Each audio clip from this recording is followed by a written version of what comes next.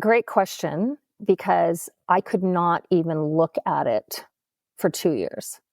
I could not even look at a picture of her. I could not even think about reading her memoir. It was like every time I saw like her handwriting on something, I would lose it. And, my dad died when I was 56, and it was a very different grieving experience because I was younger. I was working really hard. I was like, okay, I'm going back to work. And that's how I dealt with my grief, is I just steamrolled right over it. With my mom, I wasn't working. I wasn't at a corporate job. And it's like it just overtook me like a big, huge wave. And I just got caught in that surf and tumbled around. And it was 2 years before I finally could bring myself to open that book. And when I did, I felt this, like, on that day, it wasn't like a long thing, but on that day, I felt like something just lighten up and this weight come off my shoulders. And I recognized it as having shifted from the active grieving process to a new phase where I could tolerate the loss of her. Today's guest is Suzanne Rico, and she is a journalist, and she is an Emmy Award winner, and she is a new podcaster who has really gone on this deeply personal and, dare I say, transformative journey following the death of her mother and discovering her mother's memoir that was partially finished. This episode really covers kind of the impact of Suzanne uncovering her family's complex history in Nazi Germany, and you'll definitely want to hear this. She takes us through an emotional roller coaster of discovering her grandfather's involvement in World War II and how piecing together her mother's unfinished memoir led to this beautiful path of self-discovery, understanding, reconciliation, all culminating in the release of a very popular podcast now called The Man Who Calculated Death. So make sure after this episode, you go find that show and you listen to all the episodes that are out. I promise you, this is an episode that you don't want to miss. So make sure you listen to the full episode. And I appreciate you. I appreciate Suzanne. And without further ado, here is my conversation with Suzanne Rico. I'm Matt Gilhooly, and this is The Life Shift, candid conversations about the pivotal moments that have changed lives forever.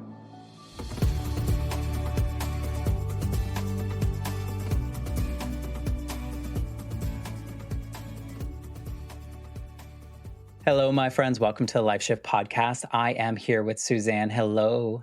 Hi, nice to be here. Well, thank you for joining me, and thank you for being a part of the Life Shift podcast. It has been quite a journey for me, and I just never knew I needed it, and here we are. Isn't that strange how life can sometimes serve up exactly what you need? And you're like, wait a minute, I did? Yeah. Yeah, and this podcast started as a school assignment. I did like a bonus master's degree during the pandemic. I got my MBA when I was in my 20s, and here in my 40s, I was like, well, it's really boring here locked up at home, so I'm going to do another master's degree. And I just took a podcasting class, and this was an assignment, and 164 episodes later, here we are.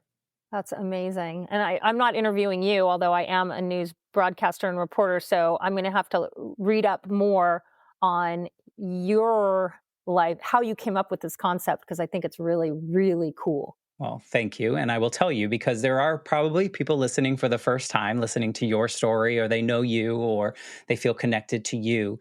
And the Life Shift podcast, besides starting as a school assignment, the theme of it starts from my own personal experience. When I was 8, my mom was killed in a motorcycle accident. And at the time, my parents were divorced. They lived states apart.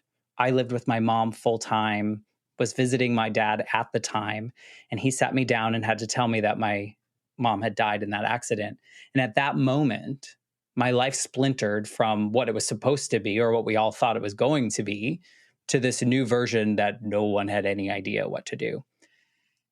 New school, new state, new house, never going back to my own bed again kind of thing. And growing up, this was the late 80s, early 90s. Nobody was really talking about grief or mental health, let alone for a kid. Kids bounce back, those kind of things.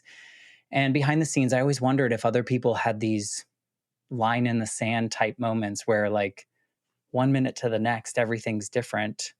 Now that I'm older, I realize we have lots of those. And, it's interesting to talk about them.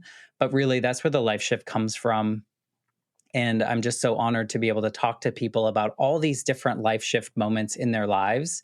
And yours is totally different than something I would experience. But I bet there's a lot of pieces of your story that I'll be able to relate to, and a lot that other people listening will be able to relate to. And that's what's so beautiful about storytelling.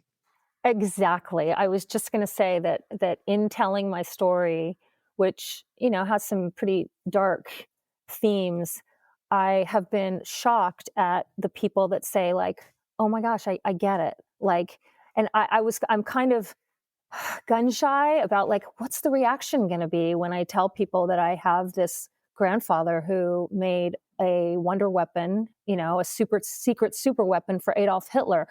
Are they going to hate me? And really, people have been so encouraging and supportive. And I love that because I never expected that either.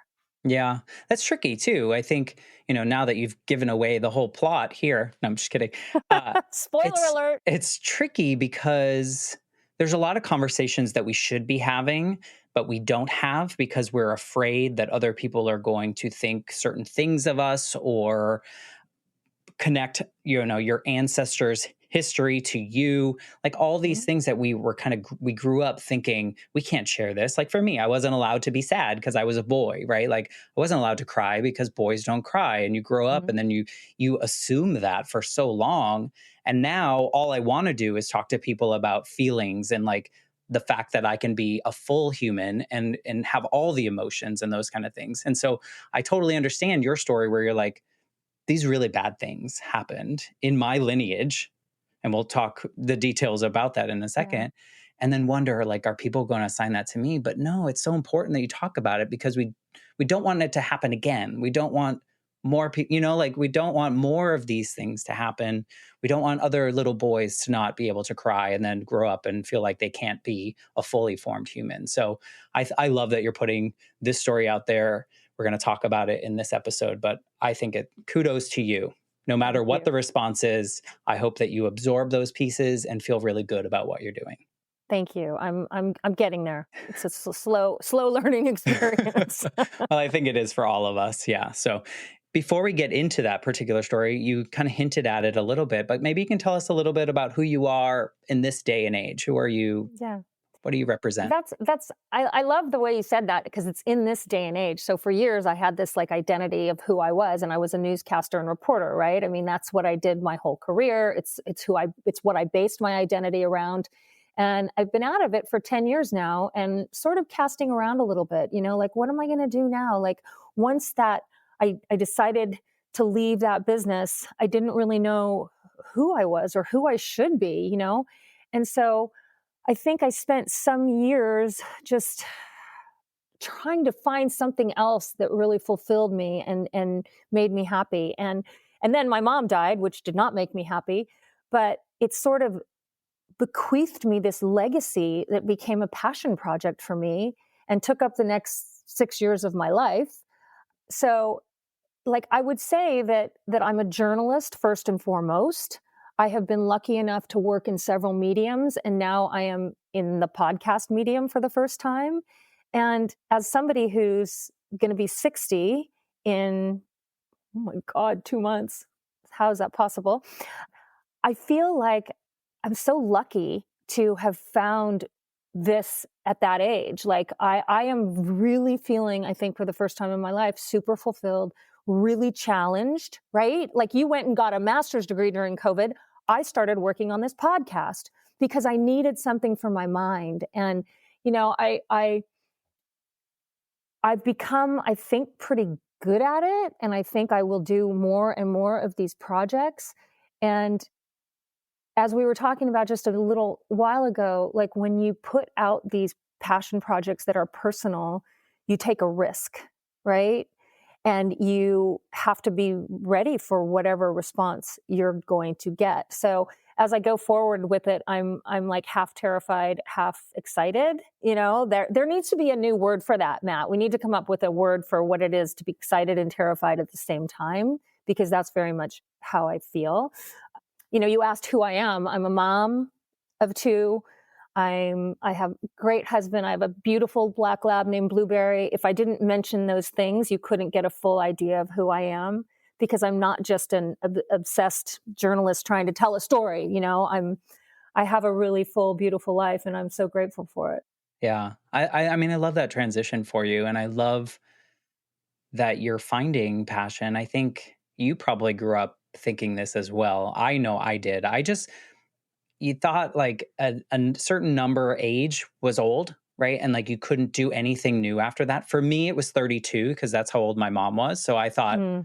she was old because I was 8, like she was old and I was not going to do anything. And then I turned, 33 and I was like, what do I do now?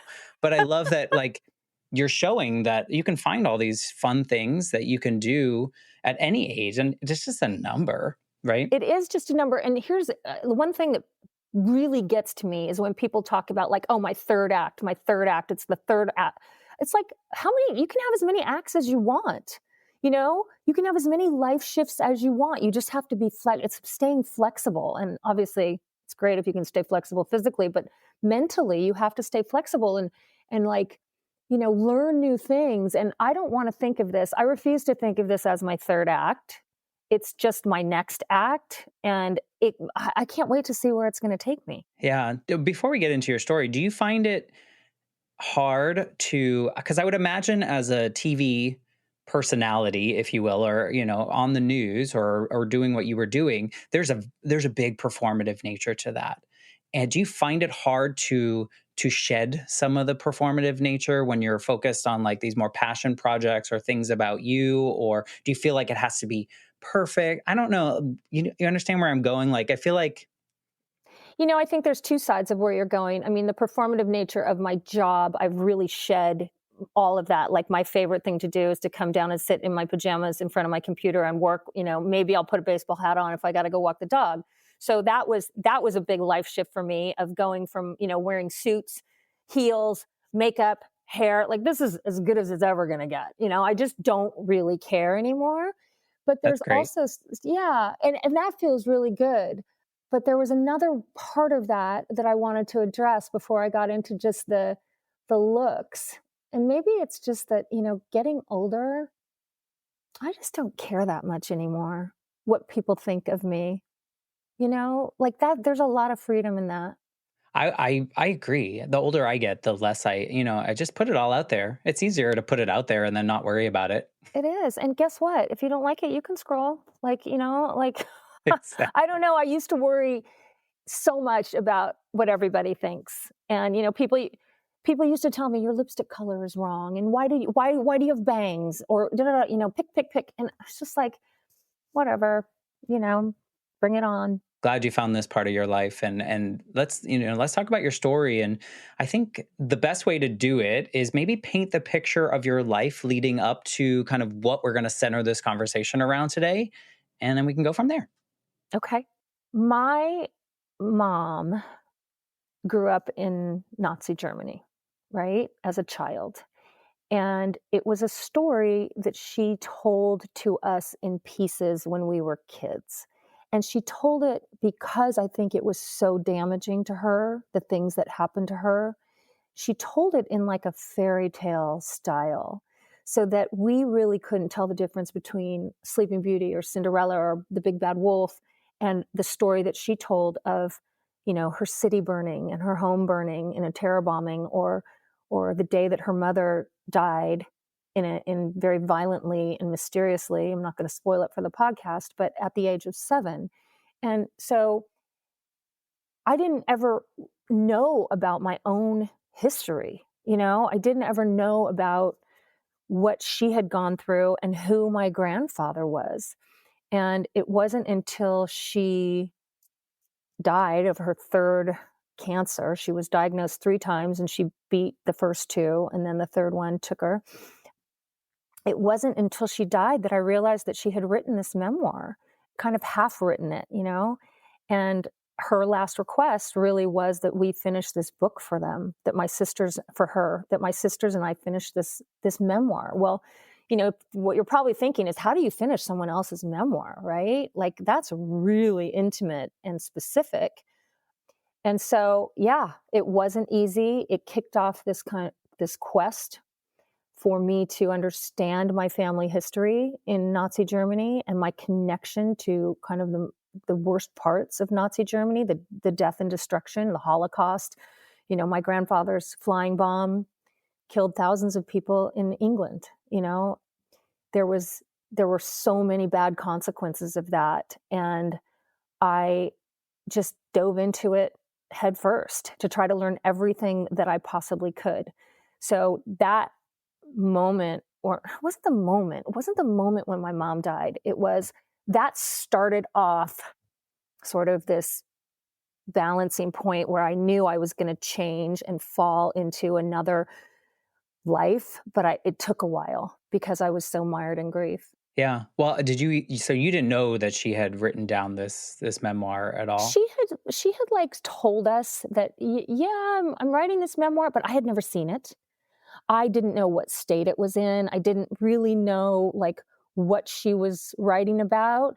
And, when I was a kid, also, my mom had these really, really severe panic attacks and post-traumatic Makes sense. stress, tons. Yes. But like you said, in 1960s and 70s, post-traumatic stress disorder wasn't even a term, right? That didn't come till 1984. So there was no dialogue around it. There was, and she would take us kids like shopping for back to school. And then halfway through our shopping trip, she would run out like in a panic, like, like barely breathing. And we just thought she was weird. We were just like, oh, mom's freaking out again. So, it's been such an amazing experience and a difficult experience. But part of it is that I got to know my mom so much better in death. Isn't Yeah. that weird? I don't know that it is. I think that a lot of times we just, like you said, you just thought she was weird. You just kind of like, we Yeah. just make these assumptions. We push things aside. We don't ask questions, especially in the time period that you grew up. Same here. Like, I didn't ask all the questions that maybe this version of me would have asked, or the questions that you asked as you were going down that road, like. I wish I could go back and talk to her about it, Matt. And that's what I would say to any listener out there right now. Like, talk to your Ask the loved ones, questions. your parents, ask your questions, because as you and I both know, the opportunity gets taken away from you, and you can't ever go back and recreate that. I wish that I had said to her, Mom, I'm so sorry. Just had some empathy. Like, I'm so sorry for what you went through. But by the time I learned about it, it was too late. Yeah, and I mean, and maybe in this fantasy version of us being able to do all these things, she wouldn't have been able to answer you. Maybe that stress, maybe that trauma, maybe her safety was telling you these stories in a way that was palatable, if you will. For sure. For sure. It was for her, I call it a defense mechanism, right? So her defense mechanism was to certainly not glorify is not the word I'm looking for, but like animate in a way that made it seem like it happened to somebody else. And it was probably her way of processing. I would imagine there's some kind of therapy that does similar things in a way. Yeah. And maybe she was trying to self-soothe in a way and tell you the stories of, like, maybe I can dip my toes, let you all know that something came before me or in my childhood. But yeah, it's so interesting to then find or be able to read this memoir. How long did it take you to like crack it open and read it for the first time? And then how long did it take for you to like take action? Great question, because I could not even look at it for 2 years.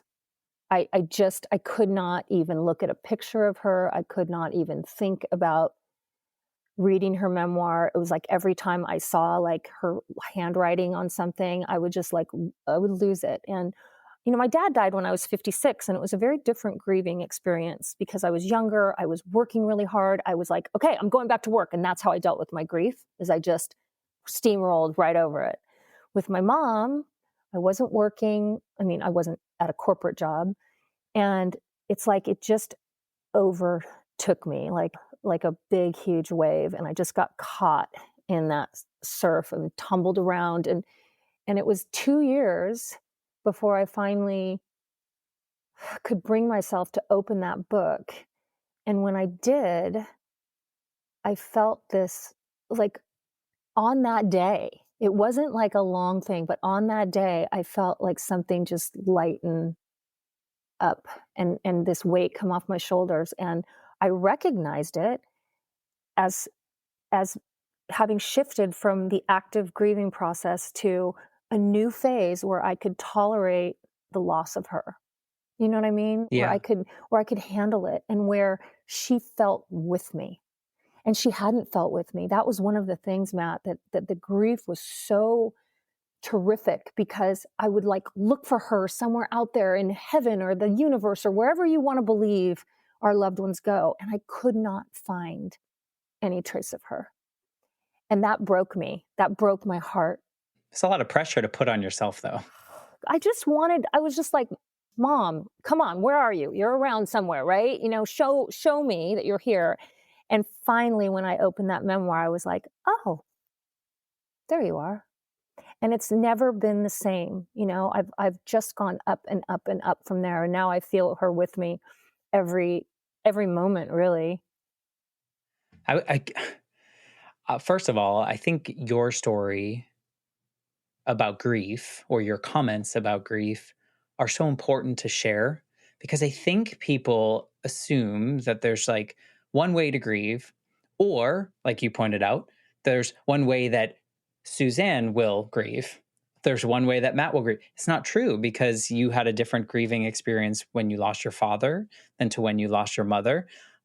It took me 20 years to, what I would say, grieve my mother. And then when my grandmother got sick, she became my best friend when my mom died. She kind of took the mother figure over. And I felt like I knew how to do it. Like, I had that final conversation with her. I sat her down, said everything I ever needed to say that I probably would have shared at the eulogy to her face, and had that conversation. But it's because of the first version, you know, like, Yeah. and so I think it's important that we share our grief journeys, and we tell people, like, no, it sucked for 2 years. It sucked for 2 decades, whatever it was. And I couldn't do anything I wanted to do. And I felt like I needed to be a certain place at a certain time. But no, it's our own journey. It's so important. But I'm sorry that you maybe felt like it was not great for you as well. It was just, yeah, I would say. Do you look back on it as like maybe something you needed? No, I look back Okay. on it as just a really, like, I don't really recognize that woman, because I felt like for everybody else, I was performing. Surprise, surprise, I could do that, right? And I was like, oh, okay, I'm good. And when inside, I just felt completely like blank and empty and heartbroken. Like, it wasn't just this like dull nothing feeling. It was this really visceral, like ripping grief. And I felt like, because of my kids, because of all the people that surround me and love me and look to me, I felt like I had to, you know, look like I had it together when I really didn't. So for me, it was such a relief to get out of that. I can't even tell you, I'm still grateful for it today, because I remember so vividly how awful it was. When you were saying that, and this is me making assumptions here on my podcast, do you think that the way you performed in those 2 years was similar to the way that your mom kind of approached things when she was raising you and sharing those stories? Where are you getting these questions? That is an amazing question, because my mom and I were so similar. And my mom and I both had this she had this performative quality about, like, we will entertain and we will put on our smiley faces and we will, you know, make it all sound great. She did that with her story, and I did that. Like, I remember when my parents got divorced when I was 12, people would say, like, oh, well, isn't that awful? Aren't you sad? And I'd be like, no, I'm fine. It's good. I'm totally fine. You know, let's just move on. When my dad died, you know, oh God, do you want to take some time off work? No, God, no. Let's just go. You know, we both had that sort of like, don't look at it too deeply. Just turn and move forward, put one foot in front of another, and you'll walk out of whatever trouble you were. So I think going back to those 2 years of really deep grief, I think that's the first time I ever really got mired in something that I couldn't get myself out of. Yeah. But you were still performing for everyone else. Oh yeah, I was. Well, yes, and then I would hit the deck every once in a while. Those closest to me saw the Good. sort of undoings every once in a while, and I would say that they were good if they had led to like a gradual healing, but it didn't feel like that. It really Yeah. did feel like I kind of healed from one day to the next, and it was that book. Well, I think that's important.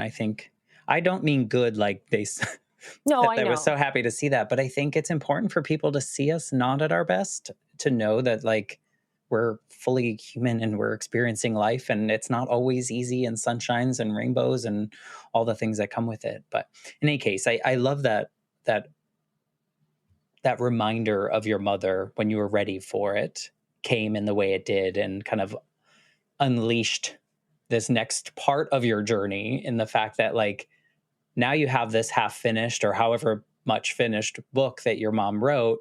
How the hell do you write someone else's memoir if only the stories you know are the fantastical versions of them that your mom gave you early on?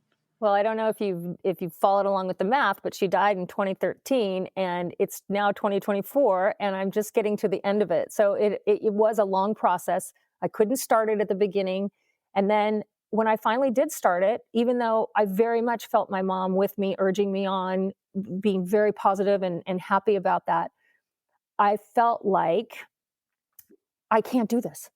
Like there were so many times, Matt, where I just got to a point where I was like, there's she's not around to ask. I don't understand what she's talking about. I don't understand what my grandfather did. I mean, like I found a telegram from Hermann Goering, who is like Adolf Hitler's number 2 in command, that was to my grandfather congratulating him on this flying bomb, on the world's first cruise missile, because it had just destroyed a church in England. And I'm like, oh my God, like, wait a minute. Okay, stop. Like, I need to know more about this before I can even start to do that book. So that was the sort of inception of the podcast version, which is my narrative, right? That's my narrative.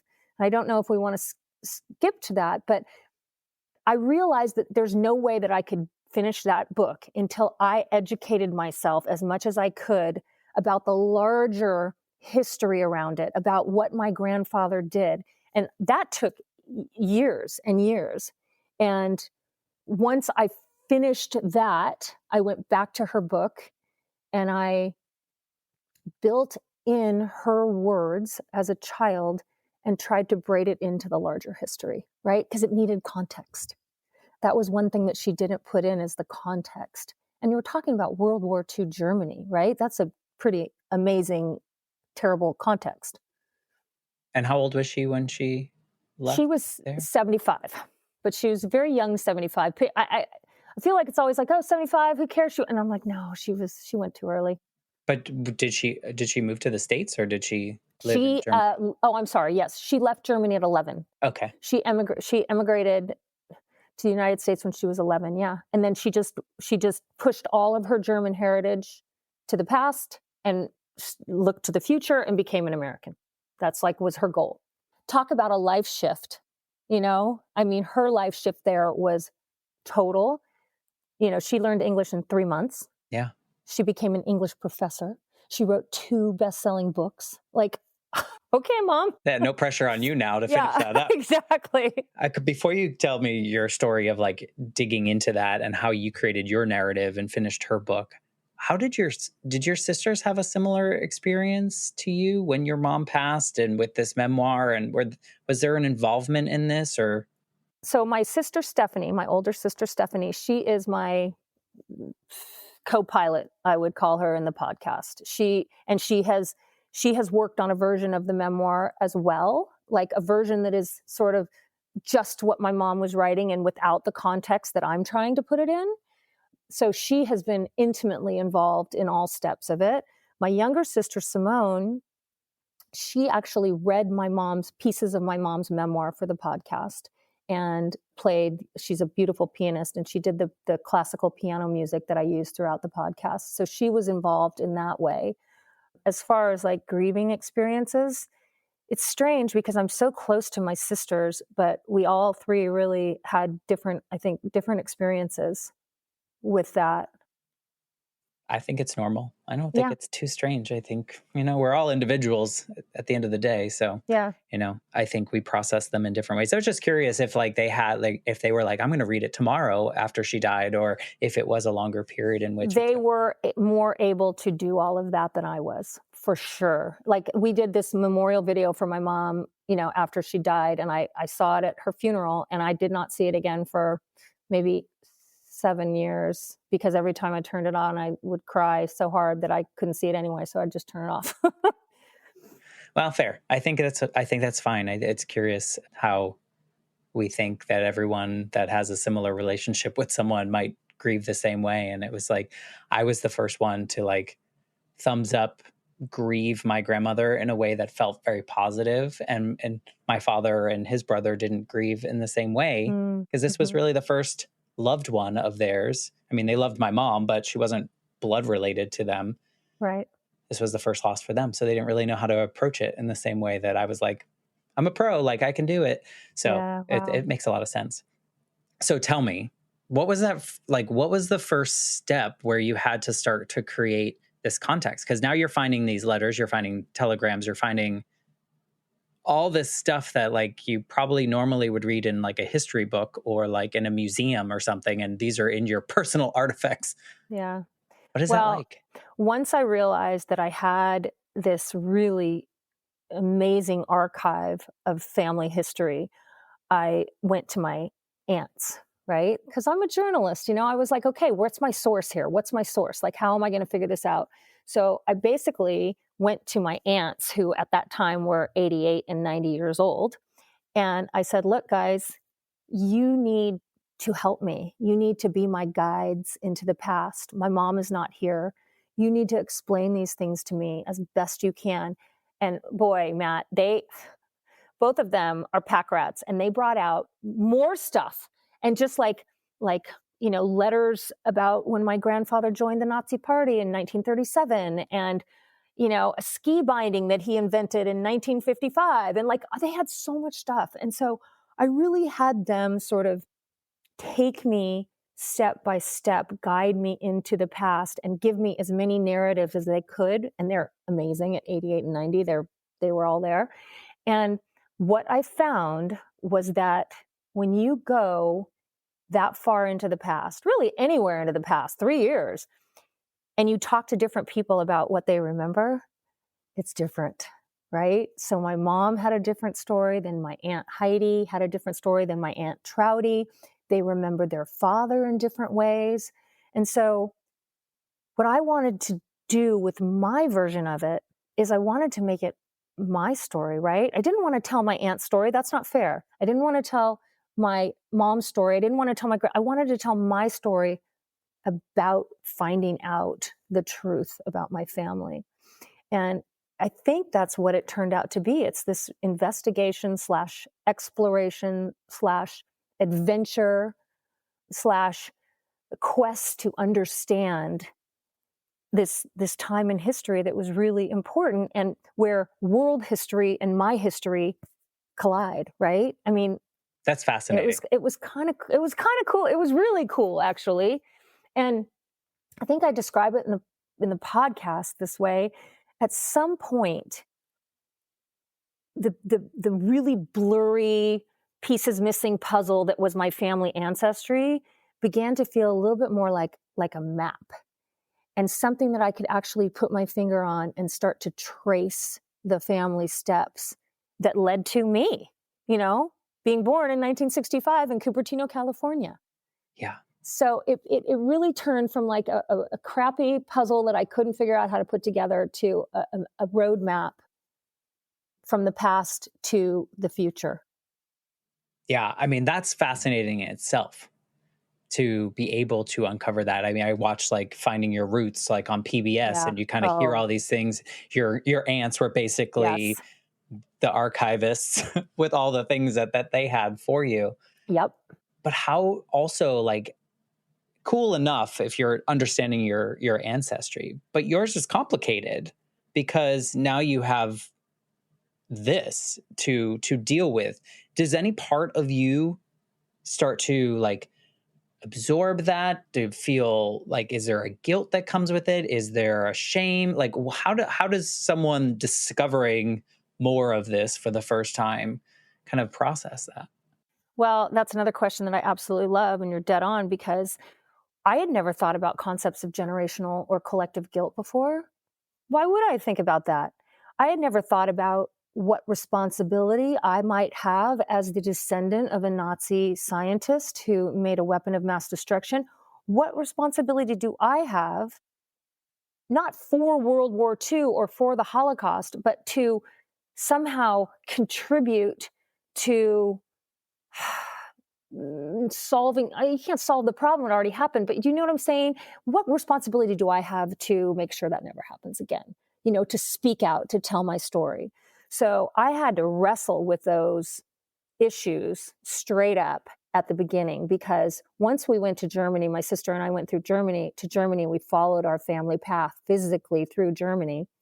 I realized that there was this shame and pride simultaneously battling within my heart, right? So you go to a museum, or you go and you talk to somebody like who knows about my grandfather. Like I talked to this professor of armament and aviation in Germany, and he's like, your grandfather was one of the most brilliant engineers in Germany at that time, and he was a race pilot and he flew some of the earliest airplanes and designed some of the earliest airplanes. And you feel like, yay, oh my gosh, that's amazing, like I'm the descendant of this brilliant guy. Right.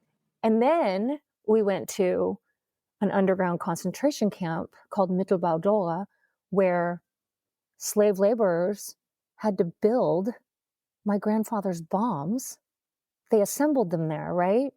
And you hear that 20,000 people died doing that, and you're like, oh shit, I can never be proud of that. So there was a lot of conflicting emotions. And I will tell you that I went into this, specifically the podcast project, with two goals. And one was that I did not want to try to redeem my grandfather, and I did not want to try to condemn him, right? So I didn't want that to be like, oh, let's just make him evil, or let's just make him good, right? It's None of us complex. are that black and white. We're shades of gray, as he was. He was a very complicated, complex, the man of his time, of the 20s and 30s. He had a lot of those, misogynistic. He was very arrogant, narcissistic, that kind of thing. But he also, he saved his family in the aftermath of World War II. He kept them together, 5 kids, and somehow survived. It's hard to reconcile something like that, I would imagine. It kind of makes me sick a little bit to talk about it, because I'm afraid sometimes that people are going to say, like, oh, you're just trying to make him sound good, or, redeem him, or, wipe the slate clean. And I'm like, no, it's never been my goal. And I hope people see in the podcast that I'm trying to understand. I'm not trying to make judgment. No, and I think that's what we all should be doing, is trying to understand. Wouldn't that be nice? So one, we don't do it again. And, and we don't let these things happen. We take them out of the shadows, right? We take them out of the places that people hide them, like your mother, to protect herself, hid a lot of things from everyone because it was too traumatic for her and she didn't want to share that. And she probably had some shame that came along with it. And so, I think it's great that first of all, I think it's great that you went into it with this intention. Like, you're not trying to go one way or the other. You're just trying to paint the picture. You're just trying to show that this was a complicated human being who maybe thought he was making the right decisions. Maybe he didn't. We don't really know, right? Well, that's the thing, Matt, is that you can try to put yourself in his shoes, and you can try to say, well, here's what I would have done. in 1939 when the war was starting and you're an aeronautical engineer and they come to you and they say, hey, can you build this fighter plane or wonder weapon or whatever? And you have 5 kids and they give you a paycheck. Like, it's really hard to armchair quarterback from the future. So do I wish he'd made some different choices? Certainly I do. Do I know that I would have made different choices? That's where it becomes a little bit more hazy. No, and we can't answer for people that aren't us. We really No. can't, do those kind of things. But it's something you said about kind of how this trauma could pass through generations and kind of this ownership of some kind of shame or something that comes along with it.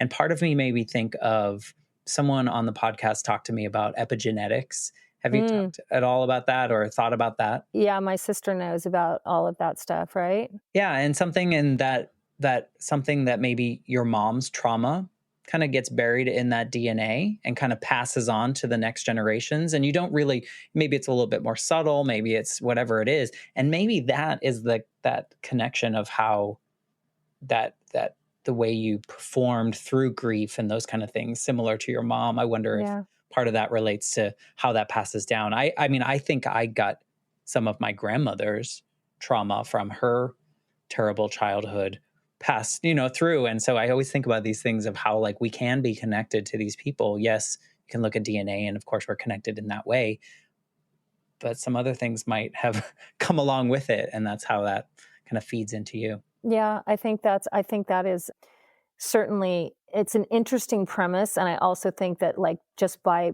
being in physical proximity to people that we love, our parents growing up, like her trauma certainly leaked into me somehow, even though I think she tried not to let it do that. But now it feels, the things that happened to her and that time feels really alive to me. It's really a weird feeling. It's hard for me to express, but like my grandmother died in 1945 at the age of 41. I never met her. My grandfather, I never met him. But it's weird because I swear to God, I know them. Like I have gotten to know them. And it's like, as much as you can get into the mind of a dead man, I feel like I have. And it's kind of a cool, but kind of eerie feeling, But It you've probably is. done a lot more work than a lot of people do about for their grandparents or, those kind of things to get to know them. So I imagine a lot of that seeps in. But did you do any what you might consider redemptive type things in this journey? Like, did you do anything that you felt like I need to do this to either ease my soul or help my mom's soul or whatever in that journey? I don't know that you're talking about redemption in the same way that what I'm thinking of as soon as you ask that question. But one of the things that was super, super important to me was to go and to connect with one of the Holocaust survivors that worked in the underground camp where my grandfather's bombs were assembled. And it took me 3 years to find one. And not because they weren't findable, but because every survivor group that I reached out to declined to help me. Because as soon as I told them who I was, I was the granddaughter of the scientist who made the V1 flying bomb, they were like, no, no, no. Like that didn't feel comfortable for them to be putting the two of us together. But for me, it wasn't a complete story without that side of it. And I feel like even in my family, like growing up and as I tried to learn more, like everybody wanted to sweep that part of it under the rug. That's it's unpleasant, it's uncomfortable, it's like, oh, genius engineer, great. So I felt like to tell only that part of the story without the darkest part was not fair to anybody that would listen to the podcast. It wasn't fair to myself. So that was just really, really important to me. And I guess maybe redemption, as soon as you said that, somehow this man gave me this gift. And I don't characterize it as redemption, but I characterize it as like a lesson in humanity, in that he let me into his world, into his life, into his story. I sat there with him. I think it's one of the best interviews I've ever done. And I've been doing it for a long time. And I think it's super powerful. And Oscar, his name's Oscar, Oscar was able to find, I mean, this is a guy who 40 of his family members were gassed at Auschwitz. He was able to find some empathy for my grandfather.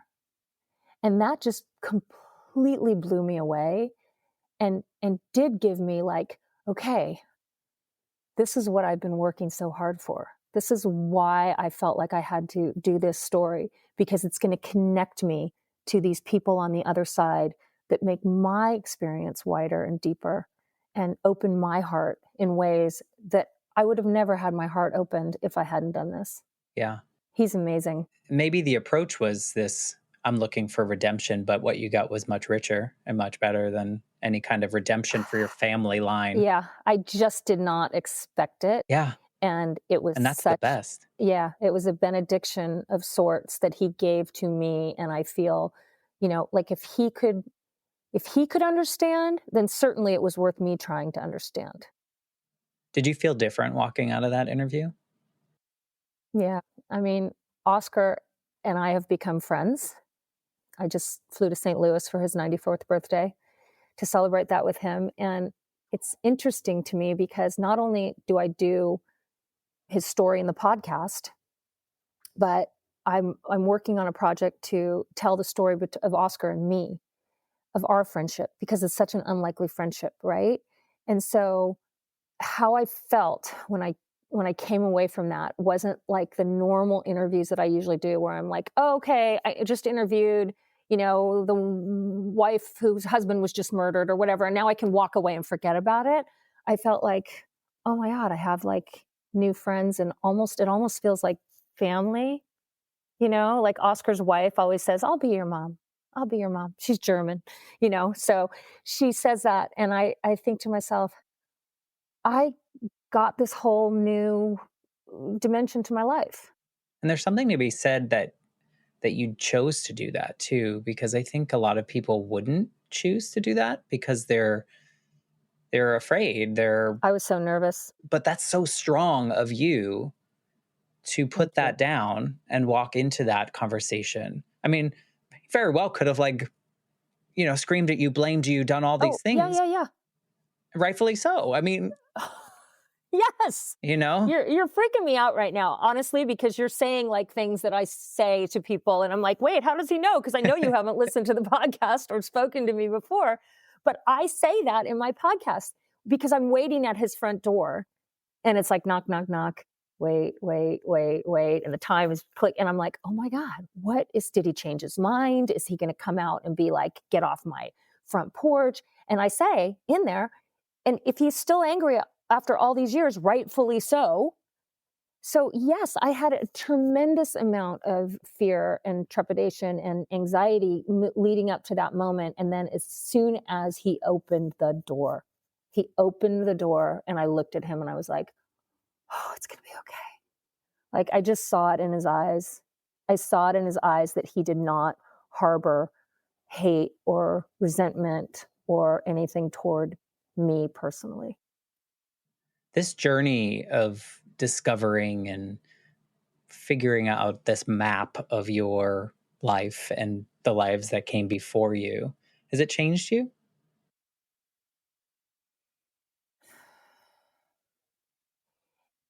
It has changed me. I think it's broadened certainly my knowledge. Like some people laugh because when we get to talking about World War II, I'm like, like Rain Man or something. Like I'm just like, oh, and then in 1939, and I've got these dates and that dates. And I mean, don't get me started on like the BF-109 warplane or the V-1 flying bomb or the HE-280 turbojet. It's like I have so it's expanded my breadth of knowledge, certainly my understanding and love of history. I'm obsessed. I just think that history, and by the way, you could sit here and tell me a little bit about your history and I would ask you 1,000 questions. Like I want to know everybody's history because everybody has a story, right? If you just dig a little bit in the back of somebody's, closet, you will find something worth talking about. So in that way it did.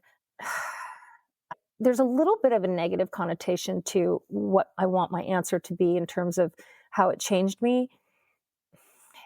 I feel like I'm a little bit more of not a fearful person, but I'm afraid of what's going to happen from this. Like, I describe it as I can feel this storm brewing out there now that my podcast is going to come out into the world. And I can't tell if that storm is going to be a beautiful storm or a terrible storm, or maybe a combination of both. And so I don't love the anxiety that it's brought into my life, because when you have the blessing or the privilege of telling other people's stories, it's a big responsibility. And I feel that responsibility very, very heavily. And so it's changed me in a way of like, God, this is the most important thing I've ever done. And what if I just let everybody down? What if I, You haven't. Even I before it hope comes not. out, you haven't. You You've done the think? work. Yeah. I I have mean, done the work. you've done the work, not just saying that like you did work because you did work, but you did the work that so many people would choose not to do. Yeah. So many people would walk away. That was in the past. Let's forget about that. We don't need to do it. You did the work. And it's a personal story. It's not what you reported on the news before, right? Like, this is something you're connected to. So I see the fear. I accept the fear. I see that you have this trepidation of it. People aren't going to like it. People are going to love it. People are going to, like it's just how life goes, right? People aren't going to love everything. Yeah. But I think it's so important because you showed up when so many people wouldn't show up. Yeah. Well, And I thank think, you. you're helping the world learn more. You're learning more in the process. So Yes. I hope it's a beautiful storm, but I think you did the work. We will see. I mean, that's the interesting part, right? It's going to come out. It's going to be what it will be. And frankly, Matt, it doesn't do me much good to worry about what it's going to be, because the wheels are in motion. So that's what I tell myself when I get really anxious about it. I just say, you've been working for years to let this fly and let it out of the nest and let it go where it needs to go. And hopefully my kind of deepest hope is that maybe it could be used as a learning tool. Maybe it can be used as a learning for even for middle schoolers, like to open their broad, because World War II is not in color for middle schoolers or even high schoolers. And I think maybe this can bring some of that, to life for them so that they understand it. Well, one thing you said, I hope it can be a learning tool. My opinion of it, regardless of the topic, I think there is such a humanity learning tool in what you've done. Because I think people, whether they're interested in the actual story, will think differently about talking to their parents, will think differently about asking questions about their family history. Well, like, I think that's going to encourage a lot of people to do similar things. Maybe they're not going to go down the depths that you did, but maybe they're going to be more open with their family.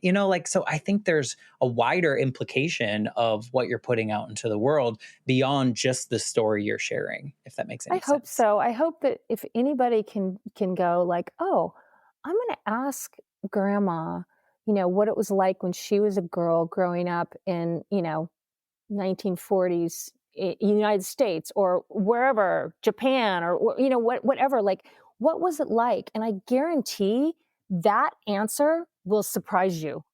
It's like and I just love older people because they do have so many great stories to tell. It's so cool.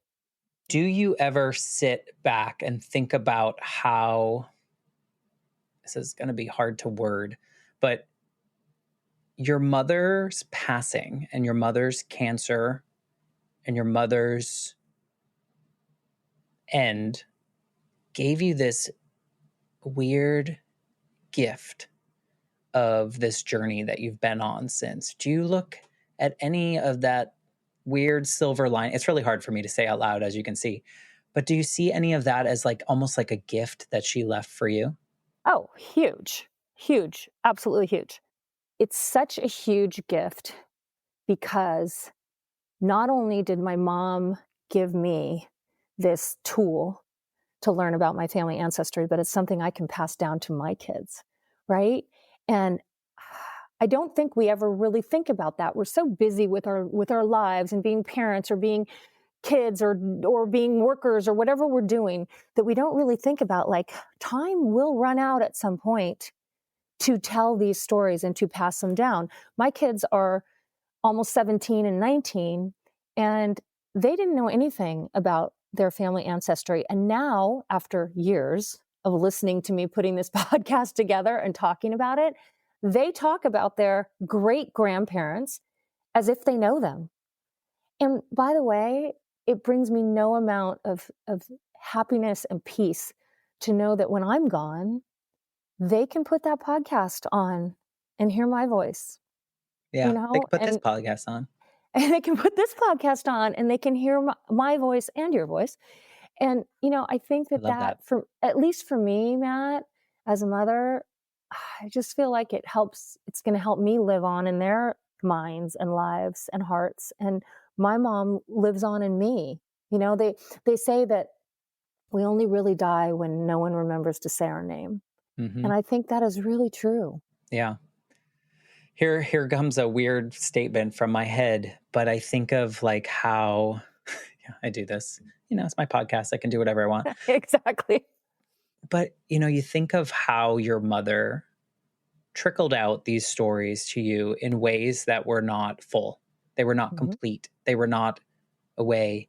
And I see that as such like had she been really descriptive and had written everything out, you wouldn't have had this journey of understanding as challenging as it was. This whole thing unfolded in such a way because your mother chose to do the things she did in the way that she did. And I always love to look, if that hadn't happened, all these other dots, we wouldn't be talking right now. Right. Well, the whole premise of your podcast are these like little life shifts, like where we hit the fork in the road and how other people's forks in the road affect our forks in the road. And then, it keeps going and going and going. So fun to play that game. It is so fun. And I think to myself, there's another aspect of that I think is interesting to mention here is, I was a newscaster and a reporter for a long, long time, but I have never done anything like this. I talked in a minute 30, 2-minute pieces packaged for the evening news or the morning news.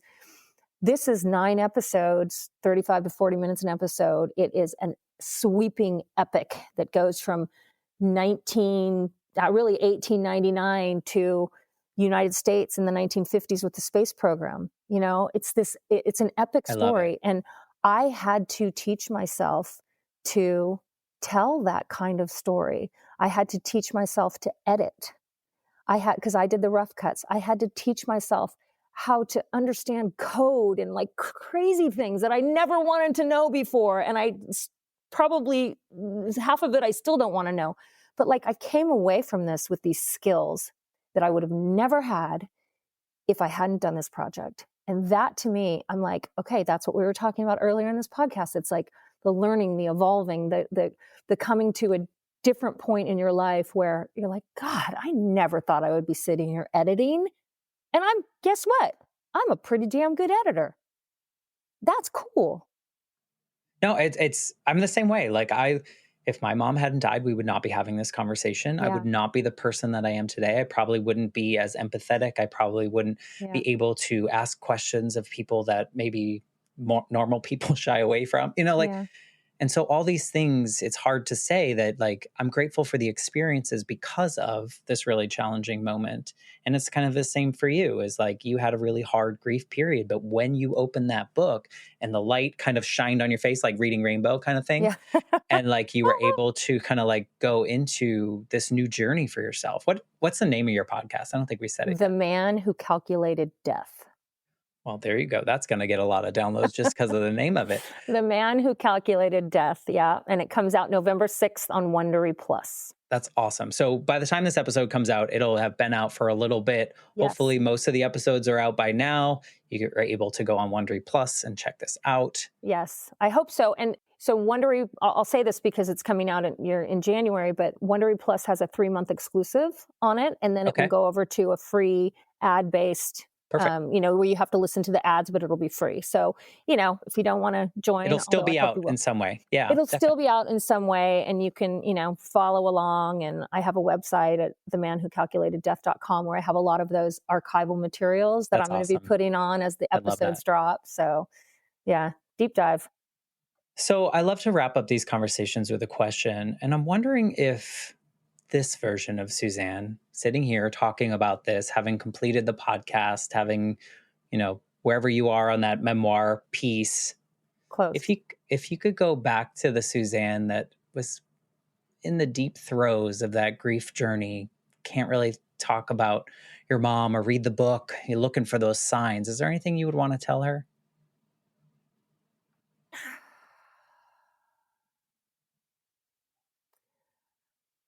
I guess I would want to say that I didn't need to go as deep as I went. Like, I wish that I could have found some of what you talk about with your grandmother, which was a real beauty in a passing. I think I could do that now, maybe, because you do learn from it. But it was almost like I felt like I had to go that deep to honor my mom and to show her how much I loved her. And that is not the case. So I've heard about people like you, and I've heard about, other friends have told me about, sitting with parents and holding their hands as they go. And it's a really beautiful moment. And they feel really, they grieve, but it's a much more positive experience than what I had. So I would want to tell her, like, don't hang your hat on having to go that deep, because she's with you. She loves you. You did everything you could do. There were no regrets. There were no unanswered questions. I got to ask. She battled cancer for 9 months, and we had all the conversations. We said everything we needed to say. And so I feel like I would say, you know, do your grieving, and then, I don't know, accept it. But then I think to myself, Matt, well, maybe I needed to do that in order to get to where I am. It's all this path that we're on that we can't see until we're down the road, and then we look back and we go, oh. Because if I had just sort of skipped off into the sunset, I probably wouldn't have Nope. gone You as wouldn't deep open as the I book did. in the same way. You wouldn't have gone on that same journey. I think it's interesting, but something you said, I loved what you said about you don't have to go that deep. You don't have to prove that you didn't say prove, but this is how I I know what took you're it my own saying. personally. You don't have to prove that you're the saddest person ever or you're so distraught that you cannot function, because I've felt that way. I've done that in my journeys. For 20 years trying to grieve my mom, I did it Yeah, all wrong. And I was like, yeah. oh, life sucks because my mom died, or I got this promotion because my mom's dead. Like, it was just a lot of stupid things that I was doing to try to heal. But I thought that was really profound, you saying, like, there's nothing to prove. You don't You have don't to. have to hang your hat on the fact of your mother's death, and have it color everything I that did. you do. For 20 years. I'm sorry that it took you a long time. I feel maybe a little more grateful now that it only took me Well, two. I was a kid, so Yeah, but before I came to a realization that, hey, it's okay. Like, you're going to be all right. It just didn't feel that way before. So, yeah, I think that's part of what I would say to other people that have really difficult grieving experiences is, you know, you don't have to prove that you loved them so much by going to such a horrible dark space. That but doesn't also prove honor anything. however you're feeling, Yeah, like, so for if you sure. do have those days, it's just part of the journey. And I think it's important to think about. But thank you for that. And thank you for sharing your story in this way and letting me ask weird questions and that. I I think loved I it's, loved your questions. You would have been a great news person. oh, thank you. I Yeah, can't do interviewer. 1.5 minutes. I got to go long. No, right. If people want to connect with you or tell you their story, or how your story touched them, or listen to your podcast, or what's the best way to get in your orbit? So the manwhocalculateddeath.com has a contact page, comes straight to me. So I will see everything that comes in there. It will also have links to the trailer and the episodes, that bonus content. I have a who's who page, so you can see pictures of like my grandfather and my mother and my sisters and and my aunties. My aunties are awesome. So that is probably the best way. And I just actually am, I just started that with this podcast, and I hope the website becomes like a repository for other people's stories too. That's awesome. Yeah. Are you on the socials? Can people find you in those places? Suzanne Rico on all of them. One word, SUZANNERICO. Awesome. Well, thank you for sharing you and sharing your journey through grief and out of grief and doing the work that so many people might shy away from. So we really appreciate it. I hope this storm is a beautiful storm that comes out for you. Knock on wood, right? Yeah. And if it's not, that's okay too. You know what? Duck and cover, right? Duck and cover, grab your umbrella. Exactly. Ride it out. Yeah. There's always, the grass is going to grow and all the things are going to come after that. So I hope it's beautiful, but if it's not, that's okay too. Well, thank you. I really, really have enjoyed this. This is great. Well, thank you for being a part of this. And then everyone listening, thank you for listening. It just means a lot to me. If someone that you know needs to hear Suzanne's story or might be inspired by Suzanne's story, we'd love it if you share this episode with them. And if you're feeling really excited, maybe go to Apple Podcasts, give me a little rating review. Other than that, I will. Well, thank you, Suzanne. There you go. Follow Suzanne. You can review The Man Who Calculated Death at the same time. Exactly. Go and do both of that. Too far. And with that, I'm going to say goodbye, and I'll be back next week with a brand new episode. Thanks.